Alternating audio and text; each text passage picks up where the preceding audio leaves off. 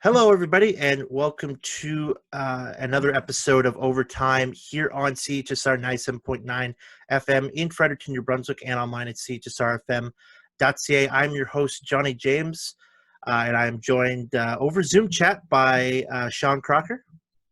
How's it going? Good. And we're back for the first time in a while because there hasn't really been any sports, and the world's burning down, and quarantine, and COVID, and laundry list of other horrible things that 2020 has brought us. But now the sports are back. We're doing it, and we're having fun while we're doing it. Absolutely. We don't have a lot of time because if you haven't noticed, as a sports fan, there is sports on from basically like noon until 2 a.m. across like three different professional sports leagues, although I think I would only call two of them professional at this point in time. But anyway, we will talk about that. Actually, we will start with the unprofessional league here. We got to talk about what in the sweet Marion Joseph is Major League Baseball, and more specifically Rob Manfred. What's this guy's deal, Sean? What's his deal? I can't get a read off him, honestly. What makes him such a unique commissioner, though, is the commissioner is supposed to sort of be like the middle ground between the owners and the players, but also so it's sort of leaning towards the owners. How I see it, the commissioner needs to be looking out for what's best for the game. And in turn, that comes with what's best for the players and what's going to make the owners money. Mm-hmm. Now, on that hand, he just cares about the money. Yeah. Oh, and I think that's abundantly clear now. Yeah. Oh, 100%. So for those of you might not be the biggest baseball fans, I know you got a timeline there, Sean. Tell us a little bit about what the last 2-3 months have been like for Major League Baseball, who almost didn't start this season. They almost canceled the whole season outright. And I think as the way things stand right now, that might have been a better alternative to what's happening right now. Yeah, I mean, well, what we're seeing now is we're just seeing the result of a careless negotiation from what it was, and the owners and players were bickering about little things like service time, and the owners were pushing for, well, we don't want this to count as any year of service time, but we still want you to play and make us money. So and what do you mean by service time? So service time, when in baseball, it's a big thing, because service time is just when you play, when you're in the major leagues for a certain amount of time in a season, it burns a year off your contract, and it puts you a year closer to free agency, which where a lot of the big guys will cash in. Mm-hmm. So now for younger guys, say Vladimir Guerrero Jr., for example. So if he doesn't have a year of service time taken off, that just pushes his free agency back a year. Oh, so when he can cash in, gets pushed back. So for obvious reasons, that's bad for the players. Yeah. And so they were pushing for some sort of middle ground, but the owners still weren't budging on service time, and it was just really, really weird. And they were negotiating how much of their salaries they get, and it was just a huge, an absolute mess of negotiations. So, yeah, I guess that would be a complicated issue, considering they're only playing a third of what a normal season is. Yeah. Mm-hmm. Yeah, and that's the thing too. I think that they're getting a certain amount of their prorated salary, so what they would have made earlier, and then only a certain portion of it in the second half. I'm not sure the exact details on what the players are getting from their contracts, but the whole perception of billionaires versus millionaires is kind of it's kind of inaccurate, because outside of the top tier of baseball players, some of these guys are making nothing. Yeah. I think it was Rowdy Tellez on the Toronto Blue Jays was apparently behind on rent payments because he doesn't even make enough. Mm-hmm. He makes less than $500,000. Yeah, you got to think, because baseball rosters are so massive. Now, MLB, now I know that ratings have been declining for MLB, and I'm not sure how that's affected the overall like revenue. And like I know the salary cap structure is different because it's not like a firm cap in Major League Baseball, but baseball teams have really big rosters. And I think doesn't their cap include like all their minor league players too? Um, like Yes. there's like a bigger like they still make more revenue than say like an NHL, but it's divided the pie is divided up so much more um, vaster, and the portions are a lot thinner. And then you also have the guys at the top in baseball, like a Bryce Harper, making screw you amounts of money, and yeah, and that can take away from it too. Yeah, and that's the thing is that some of these players make that screw you kind of money, Mm-hmm. where there's that huge division. Mm-hmm. And in baseball, obviously you have the luxury tax, but and they were talking about raising that even. So like, it's a situation where the rich get richer and the poor get poorer. Mm-hmm. Mm-hmm. So I mean, it's just a huge mess because in this whole thing, and I guess this is like a bit of a segue into like the bigger issue here, is that they spent so much time bickering about money that now they're at a point where they don't know what's even going to happen with the season because of the pandemic that they apparently completely forgot about. Yeah. So would that be basically the reason why they didn't make any effort to find hub cities where all the players could play in a very secure, like condensed location?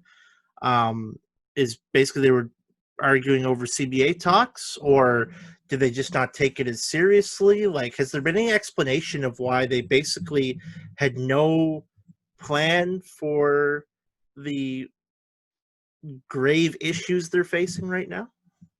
Well, the idea that they were going with was that teams would stick to playing teams in their geographical regions. So now, where you have the East, Central, and West in each league, so Mm-hmm. the AL East would only play teams from the NL East, so that they wouldn't have to travel all the way across the country to play.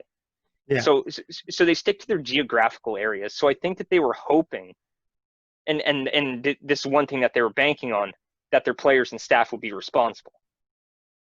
and Mm-hmm. and and, and that's just the thing that we've learned about coronavirus, is that it's extremely unpredictable, and you can do all the right things, but it could still get to you.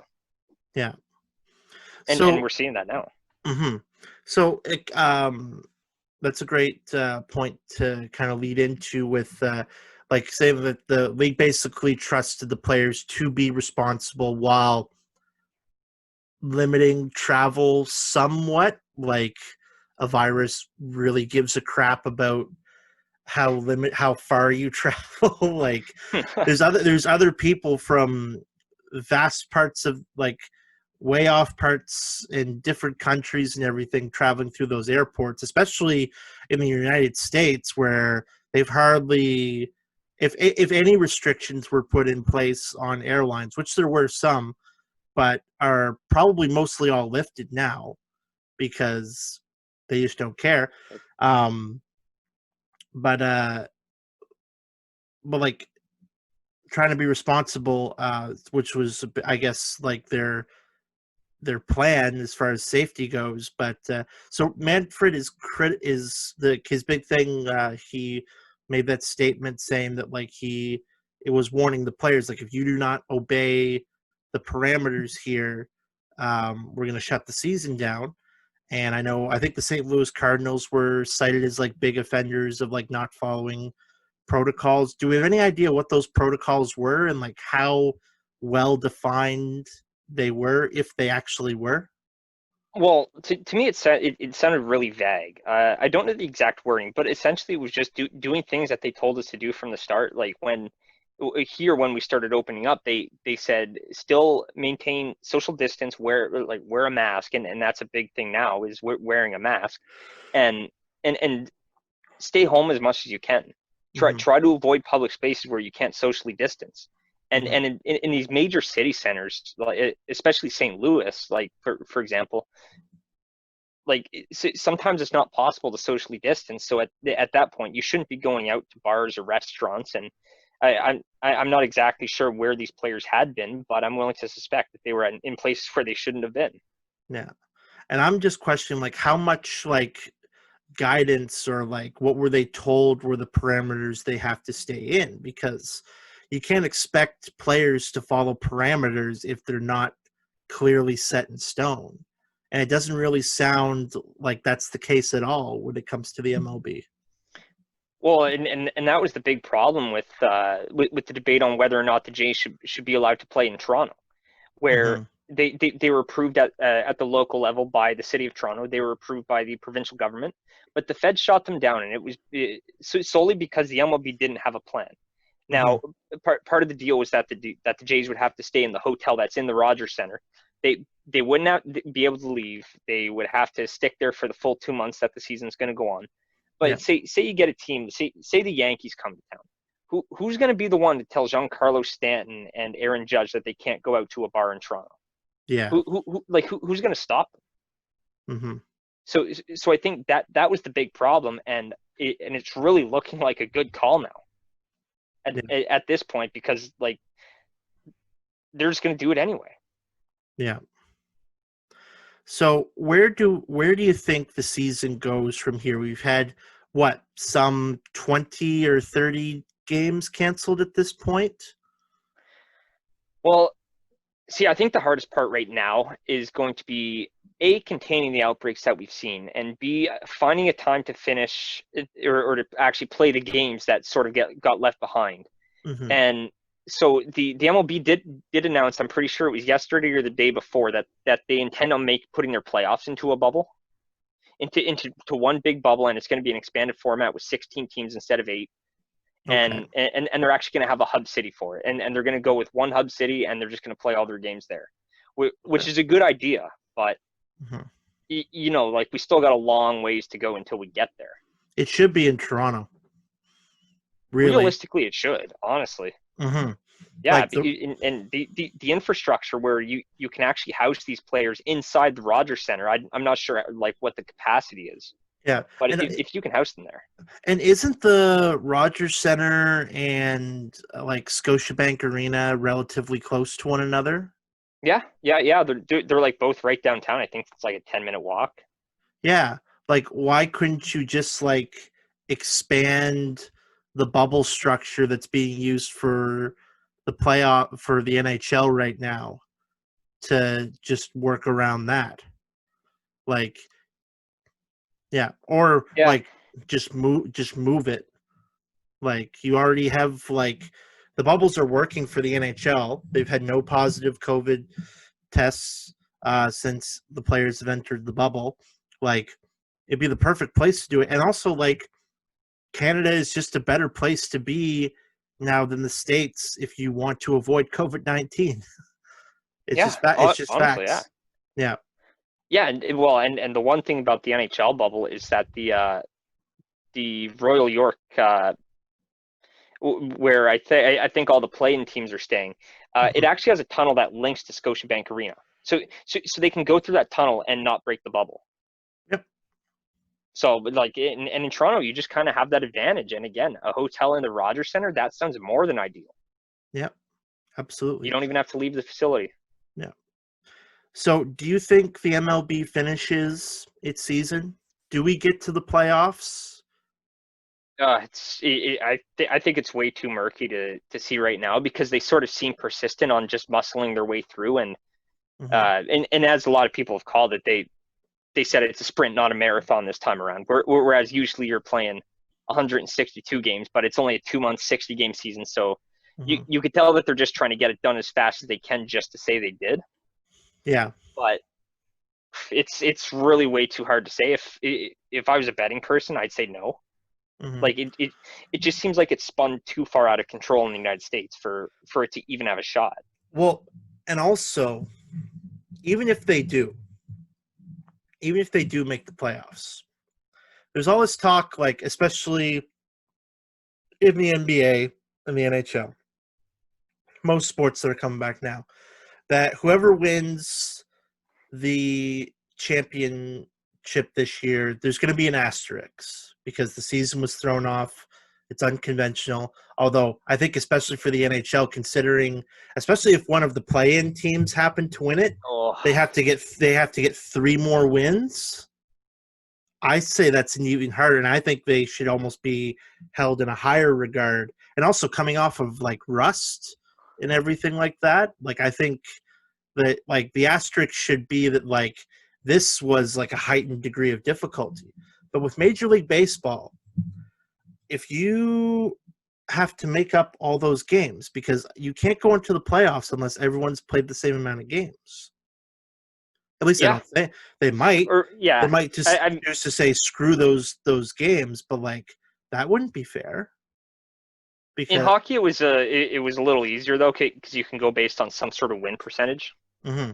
But the thing that I'm trying to say is like I think it was something that could put an asterisk. Like, so if they do plan to make up those games, what is there like an extra like week and a half added on at the end, and all the teams that were able to complete their schedule in a normal amount of time have to like just sit and wait, and they get that extra week's rest while like a handful of teams have to finish theirs. That's where you could put an asterisk on whoever wins the World Series, because if you get Yeah, an extra like week and a half, 2 weeks off, because and the other teams have to have another 2 weeks where now some people would argue it's keeping them fresh and sharp and everything like that, but I would argue that they would be more tired, especially if any of those teams suffered like significant injuries. Like I think if you're going to put any asterisks on a championship, Major League Baseball is setting themselves up for that. yeah, and I, I I think the big thing with that, I wouldn't be so worried about fielders and hitters as much as I would be pitchers, Mm-hmm. because it's not Mm. an overly physical sport. Like, like obviously you have to be rangy, you have to be able to move, but for pitchers, like the wear and tear that you have on your arm throughout the season, like it's phenomenal that these guys can play like how many ever games they do. Yeah. Like how some of these guys play 30, 40 games a year, and they're throwing every single pitch at around 90 to 100 miles an hour. Mm-hmm. Like see, I think that would be a big thing to look forward to, is pitcher quality when you finally get to the playoffs. Yeah.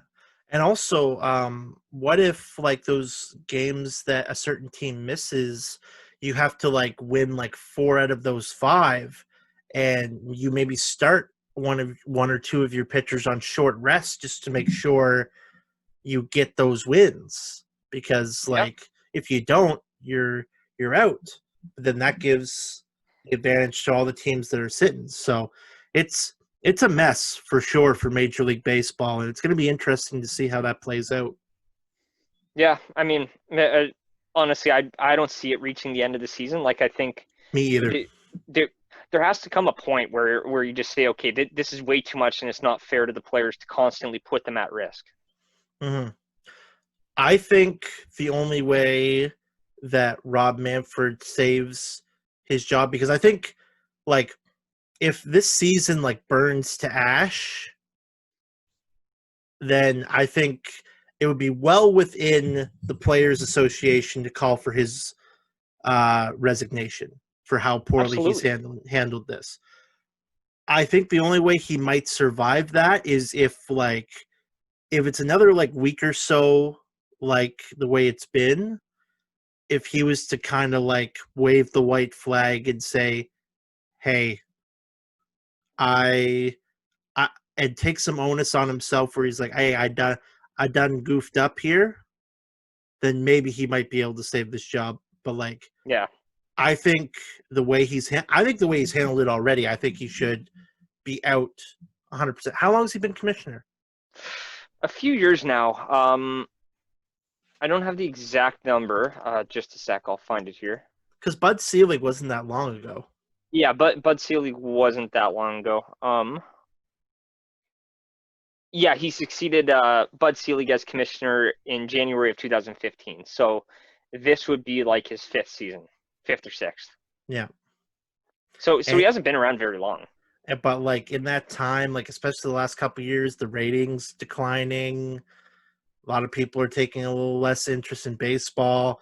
You got the Astros scandal, which you did nothing about. You punished, what was that guy that threw the pitch at the Astros player? Joe Kelly. Oh yeah. You suspended him more than any of the players who cheated. Anybody on the Astros. Yeah. I mean, I think the problem to begin with, like if we're just deviating a bit, is that they I'm sorry, I just allow. remembered about that. It Yeah. got me Oh really no. fired up there for a I second. mean, should Joe Kelly be suspended? Absolutely, but like on the same level, they should never have given the players immunity. Like they said, we'll give you immunity. Like we won't give you any major punishments if you just tell us what happened. And they I'm should have never done that. I'm going to disagree with you and say I don't think Joe Kelly should have gotten a single game because in a roundabout way, he did not have he and all the players who have taken their own form of revenge on the Astros didn't have a choice. They're trying to protect the integrity of their game, and when you don't police the game properly, it's like okay, it's like discipline in the NHL. If you're not gonna give the guys that throw cheap, dirty hits the proper amount of games, then the players are gonna take it into their own hands. Well, Rob I think Manfred dropped the ball and left the players to you're not like those players, especially the ones who lost to the Astros in the playoffs, are not gonna just roll over and let them get off easy if none of them get suspended. And the I way will it goes. concede eight is a little much because what was it like eight is like a sixth of the season, which works out to like Yeah, what it's like even 40 it's games even or something like worse that. now with the shortened schedule. It was almost a sixth of the season. Yeah. Yeah, it should never have been like that. That's the equivalent of a 30 game suspension in any other year. And He also would not get 30 games for that. like that's just 8 games like total. Like they don't tweak it around for pitchers like expected starts No. or anything. Because in theory starters could be put into the bullpen. Yeah, So he's just not allowed to dress for the roster for 8 games. but like in a shortened season, what's he gonna get? Like 5 starts in the rotation? Most rotations have what, six, seven, Five, five, six 4 or 5, yeah. guys? Yeah, yeah. Yeah, so So sometimes you'll have a sixth. yeah, so he's probably only gonna get into 6 games. You're probably taking away 2 of his starts, so you're literally taking away like a third of his season. Easily, yeah. Yeah, easily. And the fact that the Astros don't get nothing, yeah, Rob Manfred should be fired already. I want to try and think of ways that he could save his job. I don't think so. Especially if the season crumbles. Yeah, no, he's probably screwed. He's probably And screwed. it's not even the players calling for his head. If this They don't have continues to go to. south, They no, don't have to. He's doing it for no. himself. And the perception from fans is already horrible. Yeah. Oh So yeah. like everyone's it's a lose-lose situation for Major League Baseball. Yeah. Like the players don't have to say anything about Rob Manfred because the media and the court of public opinion is already doing that for them. They Yeah. can just sit back and laugh and watch him get himself canned. Anyways, we only got about 50 minutes or so. Let's talk some hockey because we got some All play-in right. rounds. As far as the top 4 round robin for the top 4 seeds in each conference, not going to get into that too much, mostly because home ice advantage doesn't matter in these playoffs. And it's very clear just by the intensity of the games that hardly anyone except Philly, I think Philly out of the 8 top 4 teams in each conference are the only ones that seem to be taking it seriously. I think they're going to get the first seed in the East, and they'll probably get to wallop on Montreal or something like that. So I guess since it's just the two of us, Sean, naturally let's start Leafs Blue Jackets. What are your thoughts from the first two games? Day and night for both, right? Mm-hmm. Like in game one, we sort of saw like the pinnacle of how Columbus shines, and that's clogging up the middle. And there's a good little bit on Hockey Night Canada of Kevin Bieksa talking about when he played for Tortorella, how he would always stress sticks in the middle. He always used to say sticks. Yep. And it's all about putting your sticks there, and they stifled the Leafs and won 2-0. So that was just like pure how Columbus plays. And then game two is just Toronto's game. That was a game that Toronto was destined to win from the start. They played their game, and if they lost, it would have been a tragedy because that it was a gimme. Yeah. Well, if they had lost, it would have been like you give Korpisalo first, second, and third star. Because easily. Oh yeah.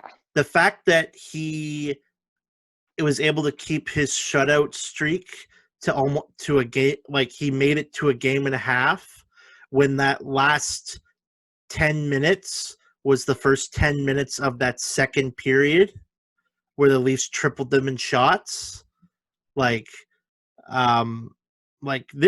think if it's not for Korpisalo, because he had that big save, he had a big save on Matthews and a big save on Robertson in the first game. I think it's 2-0 Leafs at this point. I think Korpisalo. Now, the Blue Jackets, I'll give them the credit for playing a good overall, good team defense against them. But on most goalies in the league, that shot that Matthews takes goes in. It always 100%. It always goes in. And it's a fluky one too. Yeah. Great save. I don't want to take it from Korpisalo, but yeah. It goes down to reflexes. But yeah, 9 times out of 10, Matthews puts that in, and if he had put that in, it would have been 1-1. Probably would have gone to overtime at that point, because it's not like Columbus was generating a crazy amount of offense. And the only reason why they were able to stifle them for the first half of the second game was because of Korpisalo. So I think, overall, I think the Leafs have looked have the slight edge as far as consistent play between the two games, because I don't think they played a bad game one. I think it was just their first game back, in the offense wasn't crisp enough to get through a really tight, well-organized unit that Columbus has.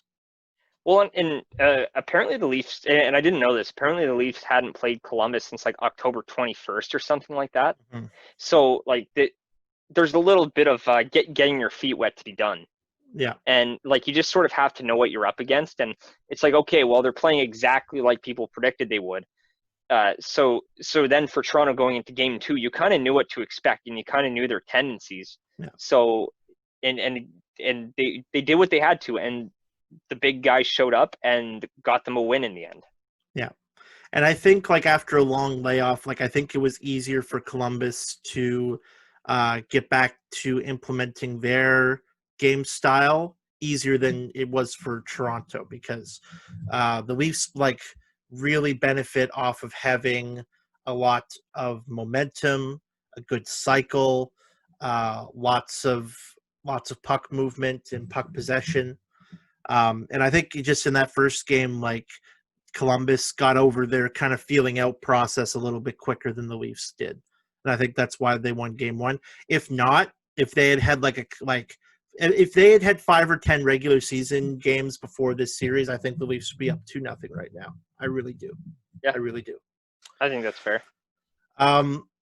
Next series I want to, or actually, I guess the last thing we got to talk about Leafs-wise, Jake Muzzin, of course, takes a fall into, I think it was Oliver Bjorkstrand's knee or leg.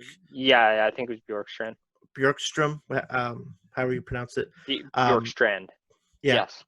And obviously leaves a stretcher. Apparently temporarily lost feeling his extremities after getting his neck kind of cranked around. It was a really awkward fall. At first I saw, like, oh, is there something that I'm not seeing here? And I think he just like got a little like his neck whipped around a little He bit. just twisted, maybe whiplash. Mm-hmm. Mm-hmm. I don't know. It was just one of those things where when you saw it, you kind of knew something was wrong, and then when you watched it a couple times, like you kind of feel the pain yourself because you're like that. It's such a gross injury to have, and you don't wish it on anybody. Mm-hmm. Anyway, gets taken off on a stretcher, and there, of course, leaves the bubble. I believe it's 4 days of quarantine he has to have before he can interact with anyone. And he also has to pass COVID tests on each one of those 4 days and have them all Four come back. consecutive COVID tests, yeah. Yeah. And he won't be available until the next series if the Leafs make it that far. So at the time we're recording this, it is at this moment 8:16 p.m. AST, which is about 45 minutes before the Leafs game start. We know Marincin is drawing in for this one. No Sandin, unfortunately.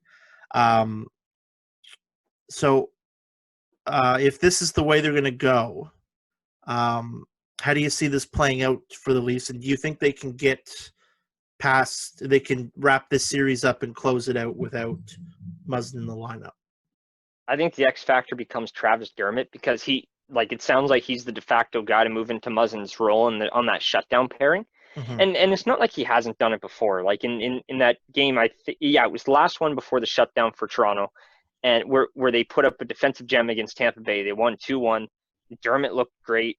Just he always looks a little awkward kind of on a transition, but when he focuses on defense and when he actually focuses on his play, Mm-hmm. he's spectacular. And he shows every flashes of being the number 3 or 4 guy that they said he would be when they drafted him. Yeah.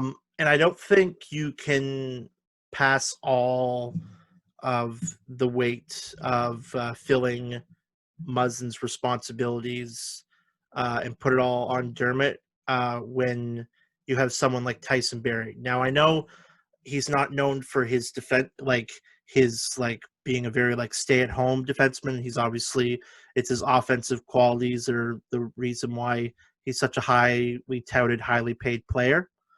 But I think he needs to at least step his game up a little bit.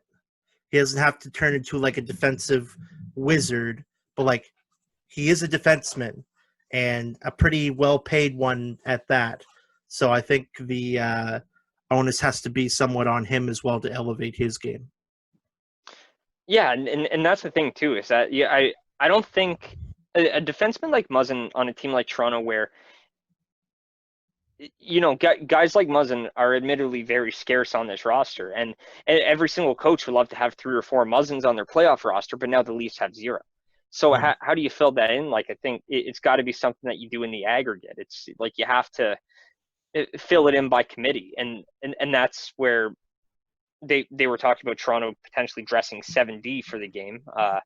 I think I would be able to stomach the decision to put Marincin in if Sandin was in and they went the 7 defenseman route, because I think you can, between Marincin's penalty killing and Sandin's good kind of all around play, I think that would much more efficiently replace the minutes you got to fill from Muzzin's absence. Yeah, and again, if you do it by committee, if you split the minutes evenly among those 3 guys, maybe give a little bit of leeway to Dermott, but if you sort of split those bottom pairing minutes with Sandin and Marincin, then all of a sudden, you're looking pretty good and a little more dynamic. Mm-hmm. Absolutely. Next series I want to talk about. It's the only one that's wrapped up to this point. Oh, yeah. Hurricanes and Rangers. If I'm a betting man, I don't gamble much, but if I was to bet on any of the play-in teams to make a run and at least get to the Cup final, it's the Carolina Hurricanes. Yeah. Aho and Svechnikov are a huge problem for any goaltender or defensive team, for any team that they play. Like, I think the only goal of all the top 4 teams doing the round robin, don't put yourself in a position where you're playing Carolina, because Oh God, no.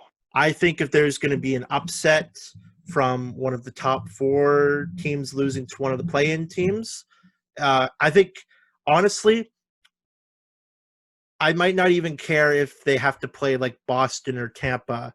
I think I'm picking Carolina in whatever series they're in. This team, so I'm looking at their lineup right now, and I think they might be the deepest team among the play-in teams. Their top line, they got Svechnikov, Aho, Teravainen. Second line's Nino Niederreiter, Vincent Trocheck, Martin Necas. Third line, Warren Fogle, Jordan Stahl, Justin Williams. That is a disgusting top 9.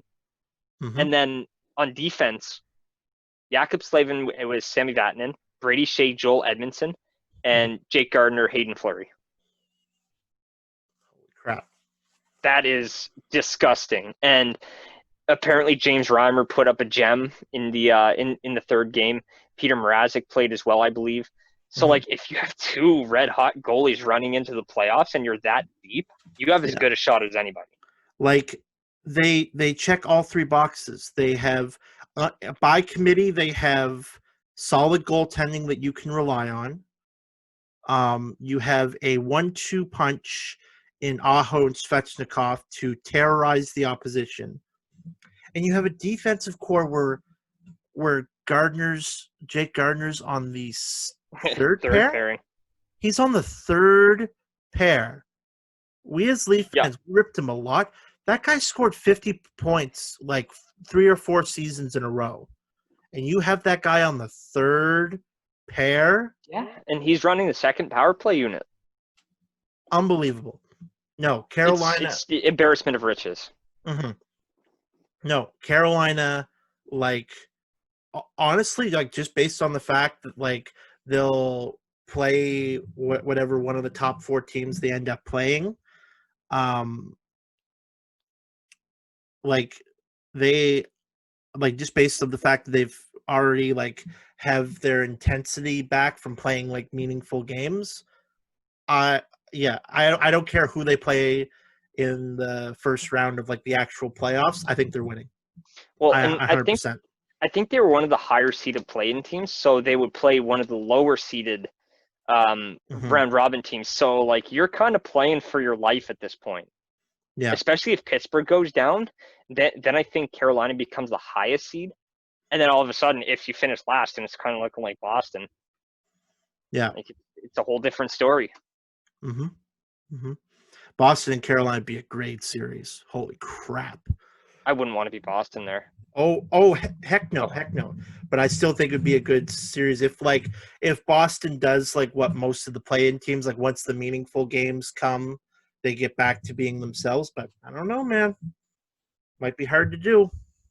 Might be hard. I think Carolina is going to catch some people off guard, and I think they've already got a good running start at a deep cup run here. Yeah. Easy. So the next series, I guess we could talk Pens and Habs. What do you make from this series? What do you make from it? I think that it's really hard to get a read on because it's sort of been highs and lows. Like, I mean, in game 1, Montreal had a 2-0 lead. They blew it, and then they won in overtime.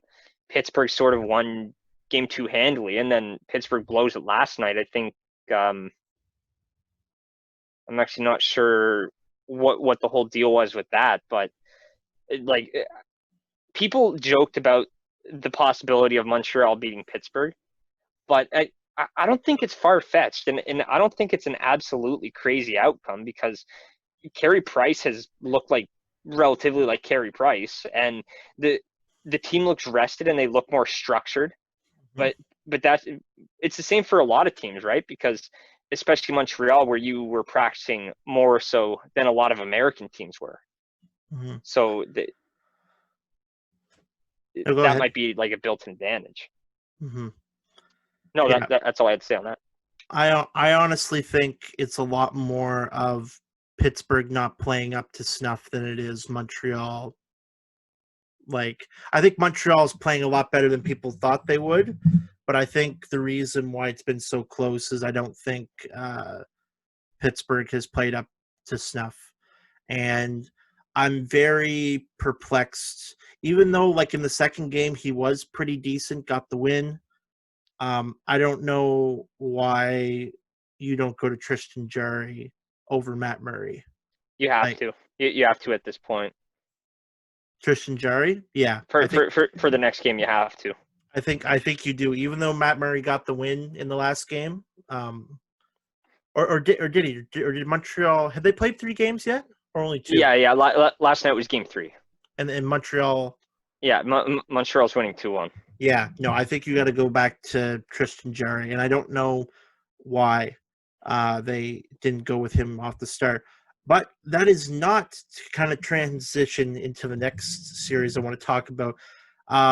Starting Matt Murray over Tristan Jarry will still only pale in comparison to the biggest goaltending mistake that's happened so far, and that's the Oilers for starting Mike Smith in the first game.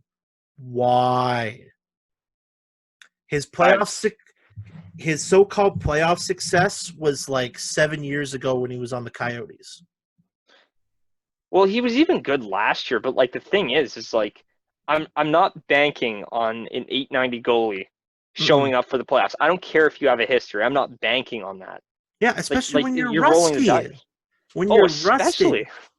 When you're rusty. And whoever the goaltending coach is for the Oilers needs to tell him to stay, when he does play, to stay in his damn net. Like, I don't know how, that first period was just brutal. That first goal he let in was just, it was the biggest brain fart you could possibly have. No. Koskinen's got to start from here on out. And, has to. Mm-hmm. And again, you have to have that. And I still think, even though they've looked shaky at times, I gotta go with the McDrysaddle factor here. I gotta hope that some way, even if it has to go 5 games, they pull that off. Because if it goes to the 5th game, I think you see McDavid triple his efforts, which have already been spectacular. Playoff McDavid. Oh yeah, it's unreal. Is the best playoff version of any player in the league right now, and it's not close. It's not close. Even close. Mm-mm. And you're starting to see the kind of transition where it's not McDavid, he's happy to be in his first playoff games and everything. I think McDavid warms up for every game by watching the last 10 minutes of that Game 7 against the Ducks, where they crapped the bed all over the ice. And because he looks mad, he looks intense, and if the Oilers lose to the Blackhawks, it will not, it will be the most definitively not McDavid's fault. I think he will, it'll be the best example of the failure not being McDavid's fault that he will have maybe for his whole career, because he's just been spectacular so far. Yeah, and I mean, people always joke about Pittsburgh and Edmonton potentially having one of those two teams being a 1 in 4 chance between the two. But I don't care who you are. I'd take a playoff run over a shot at the first overall pick any day of the week. Mm-hmm. Oh, and especially for Edmonton, you could do damage in the playoffs. Mm-hmm. So anything short of beating Chicago is a failure. And really what they need to do, they need to be more patient. They need to show the poise that they showed in the regular season, or else you're just going to get eaten up by Taves and Kane like you had last game. Mm-hmm. I guess the only other series where I have a whole lot to talk about here, and it's really more about what's been said off the ice than on it. Flames and Jets. Oh yeah.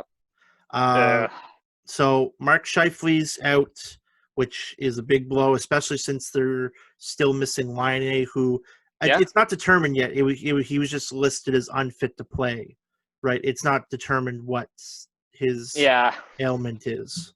Yeah, that's a really broad term that they're using now. Yeah, which I don't mind in this circumstance because, like, I think with, like, the very negative connotation that COVID has right now, like, I think you got to give that to the players. You got to respect their medical privacy. Nudge, nudge, wink, wink to the person who needs that. Anyway, Flame. So yeah, the Scheifele hit, and Maurice had his comments about Tkachuk, basically accusing him of trying to injure Scheifele and put him out. Which, as much as I can understand the eagerness to throw Tkachuk under the bus for something like that, and it's really easy to kind of see it that way, I don't see if you have like a balanced, if you approach it in a balanced way, I don't see how you could possibly prove or possibly even think that was intentional from Tkachuk. It kind of reminds me of, do you remember that time when Matt Cook hit Erik Karlsson and lacerated his Achilles tendon? Yeah, and everybody comparing this to that needs to shut up because you're wrong. You're like wrong. Matt Tkachuk is not Matt Cook, and the game has changed like drastically even since then. And Matt Cook, you literally see the knee and leg flex, and he stomped on Karlsson's Achilles. Yeah, and this is nothing close. I think that there's a bigger sense of community among players today than there was then, and you know, apparently, like Matt Tkachuk and Mark Scheifele, I'm pretty sure they do train together in the summer. They do. That is confirmed. Yeah, is it? Yeah, yeah. Like so these guys obviously have a rapport, and they obviously have some sort of friendship that they're willing to train together. And so I really don't think that Matt Tkachuk would go out of his way to hurt one of his friends. And I know that obviously you leave it all on the ice, and it's a completely different game when you are. But you're not going to go out there and intentionally try to hurt a guy. That just doesn't happen. No, I think the game, like a lot of people expected, like fighting to be completely phased out by this point, and I don't think it has yet. But I think we have phased out like the Matt Cooks and the Chris Simons and the players that like are literally like their only job going out there is to hurt you. Yeah. Yeah, and that's their only. Honestly. Yeah, that's the only thing they bring to the ice. So no.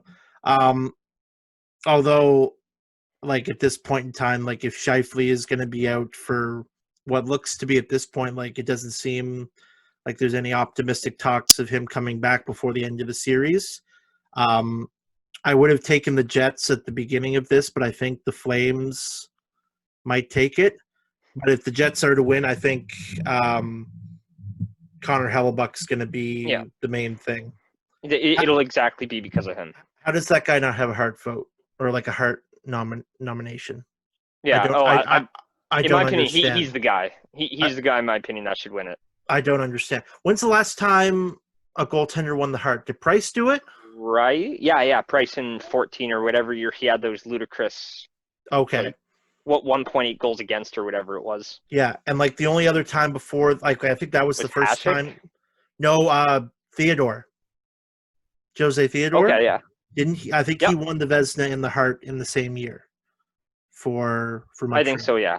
I thought Hasek might have won one in there, but yeah, either way, it doesn't happen often. It's once in a blue moon. Yeah, no, I think Hellebuck should have gotten consideration. Although I don't want to take away from any of the other Hart nominees because McKinnon, Panarin, and Draisaitl absolutely deserve it. But Hellebuck, I think, like if he keeps playing like this, especially if the Jets aren't able to get their D-core back up to snuff for the next season or two, I think he might win. He might be the next goaltender to win the Hart. Is Hellebuck? Yeah, I think absolutely. So I guess other than that, with the NHL, like Canucks and Wild, that series.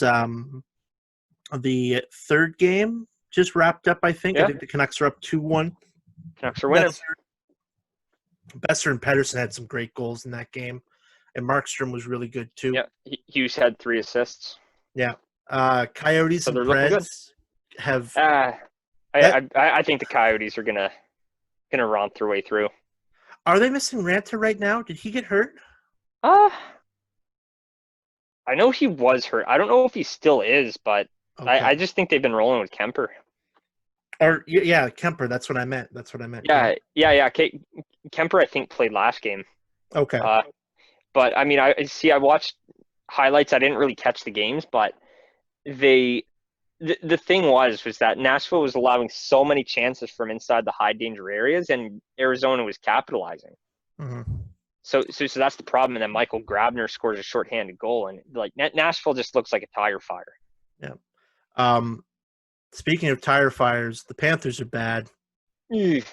Panthers are really bad. Yeah. Isles, if you don't win that series, shame on you. That's all I have to say about that. You could shut them down so easy. Yeah. If you don't win that series, shame on you. Are we missing one series? I think that's only 7. What's the other one? What's the other East? Oh wait, no, we covered Toronto and Columbus too. Yeah, so we got all 8. Moving on, because we only have a little bit of time left here. Couple notes here. So apparently all of the CHL, so the QMJHL, WHL, and the OHL have officially pushed back their seasons to December.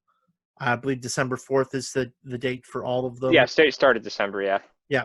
Same with the AHL and the ECHL as well. They've officially pushed their seasons back to that point. The Raptors. I know it's basically they're kind of in like exhibition game mode, although like the lead up games to the playoffs for the NBA mean a little bit more because they do affect like the standings a bit. At this point in time, where's your gauge on whether the Raptors can repeat or not? I mean, I think anything's possible, and they've looked like it. Okay, better question. How much has your confidence in the Raptors to repeat improved since before the season when you were making your predictions about who is going to take the NBA this year?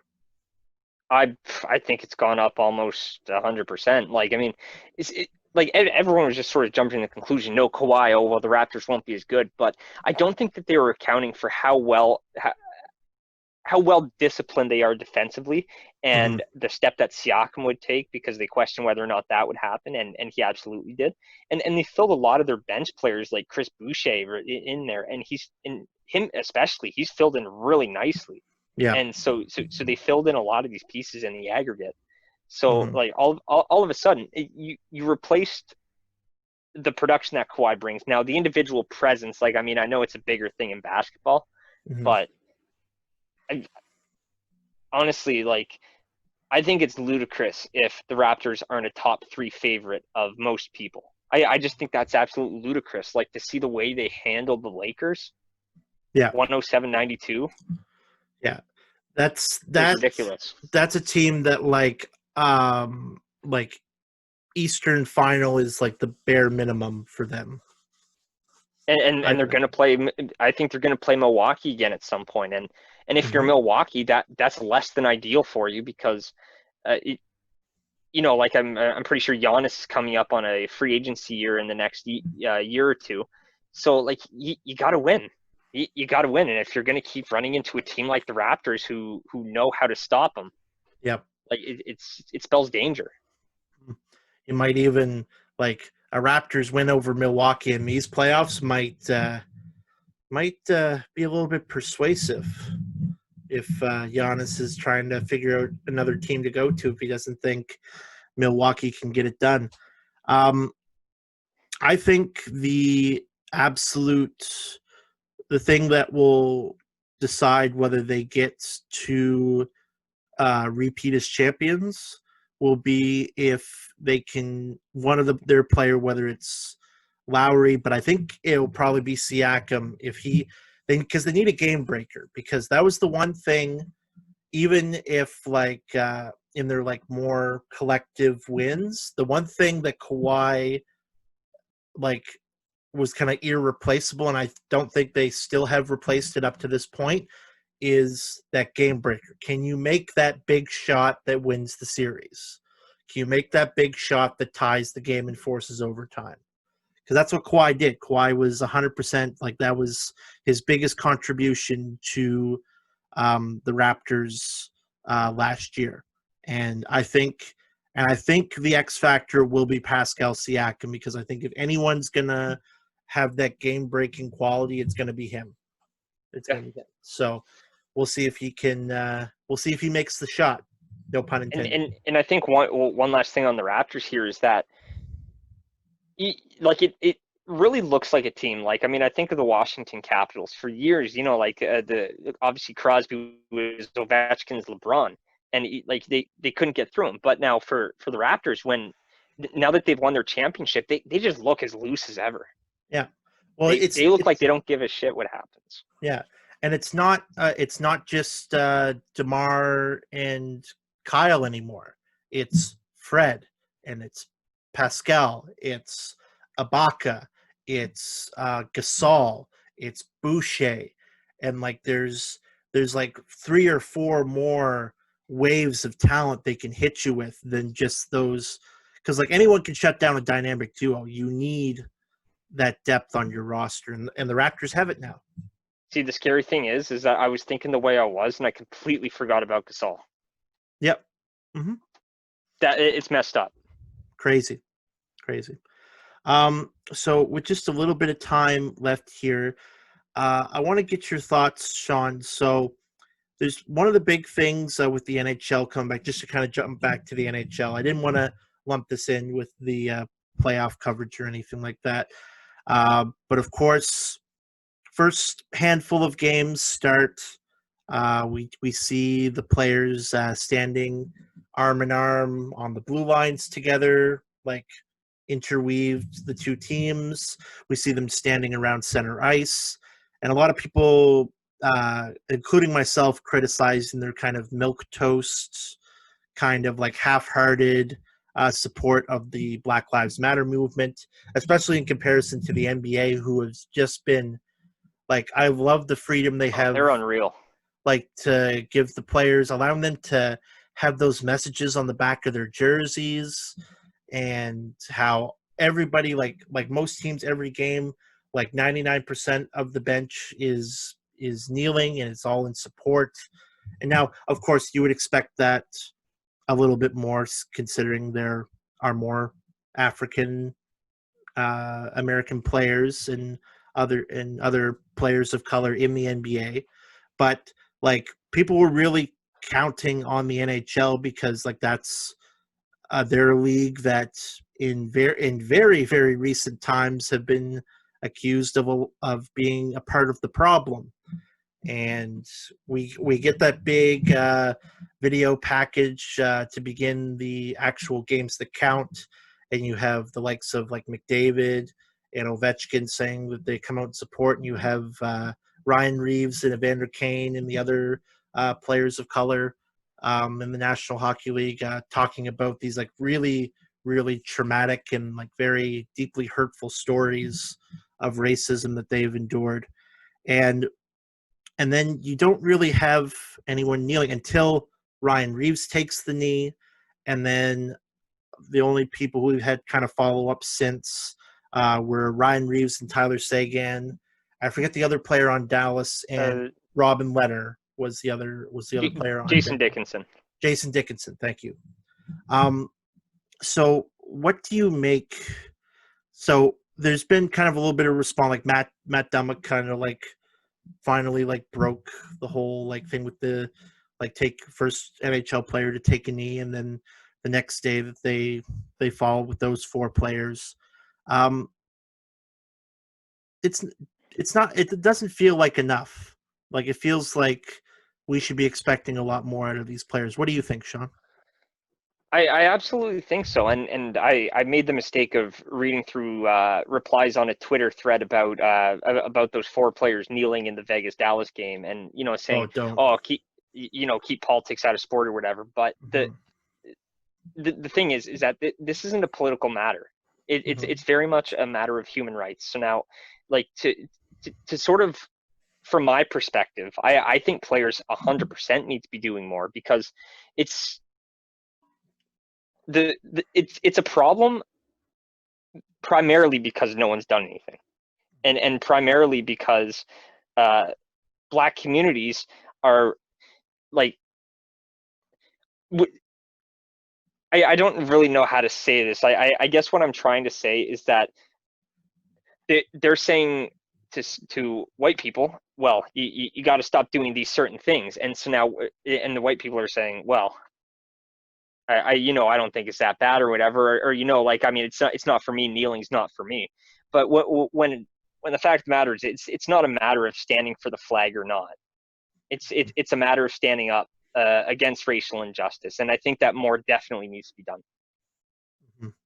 Well, Yeah. even if it's just kneeling or raising a fist, like it, it was almost embarrassing to see the sport that I love and see no one raise a fist with Matt Dumba Yeah.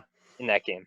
Yeah, even though Sagan, Reeves, Leonard, and Dickinson followed the day after, I was really, really surprised that when Dumba came out and gave that great speech, that nobody took a knee. He was still there all alone. Which, again, I know we make a lot about kneeling. Like, I used to like, and I don't think that kneeling means that it's not the be all end all. Like, there's so much more that has to be done. Like, kneeling's not gonna eradicate the problem or anything. And I don't think necessarily that, like, if you don't take a knee, you're not standing for it. Like, you're not like showing support with it. But it's dangerous. Like, a big thing that's come out of these times where like systematic racism is really being an issue that is being combated at the forefront here, is that if you're silent or neutral, you leave it open to interpretation, which doesn't provide any allyship towards people of color or people that are suffering and that are being marginalized. And for others, it might give you you might give the wrong impression of who you stand with. And I don't think that was exemplified more than the tweet from Eric Trump saying, "Oh, thank you, NHL, Oh for man. standing." And now I know that probably not all the players, I think a good majority of the players, even though it is a predominantly white sport, don't wouldn't support, wouldn't align themselves with someone of an Eric Trump. But the fact that they were being kind of neutral and silent about it, and that's the danger there, because that was interpreted and then broadcasted to a large amount of people. Unfortunately, a large amount of people follow the Trump family, and that you were not definitively showing that you stand up against the problem. And that's why, I'm hoping these aren't we're only going to see five players kneel, and not necessarily kneel, like raise a fist, do something other than just standing arm in arm. Do something. Do something. Anything. Yeah, like put in the extra effort. Don't just wear the t-shirt. Don't just stand arm in arm and with a blank stare on your face. Like, do something, because now more than ever, people need you to speak up. People need everybody to speak up right now. Absolutely. And I think with that, I think that is a good place to end it here on Overtime on CHSR 97.9 FM in Fredericton, New Brunswick, and online on YouTube. You can search us up. Overtime Radio is the name of our channel, and we'll have the video version, of course, up with this, hopefully in a decent amount of time after, or a very short amount of time after this airs. We'll be back on Monday at 2 p.m. Or if you watch the video version, it'll be hopefully later that Monday night or early Tuesday morning. And if you're watching this, hopefully you are watching this sometime after 2 p.m. on Friday or early Saturday morning, whenever you're watching. Thank you for tuning in, and we hope to see you again on Monday. And sports are back. We hope you're enjoying them as much as we are, and most importantly, like those people who are marginalized and a part of the Black community, we stand with you. We understand that Black Lives Matter and more needs to be done, not just in sports. It's a small part of the community that needs to stand up against this large problem that we all need to face here in these trying times. So we hope you all do a little bit better to take a stand like that in the months that follow. 2020, it's been a strange year. But again, thank you for tuning in. Thank you for listening. And we will see you Monday here on Overtime on CHSR. Cheers.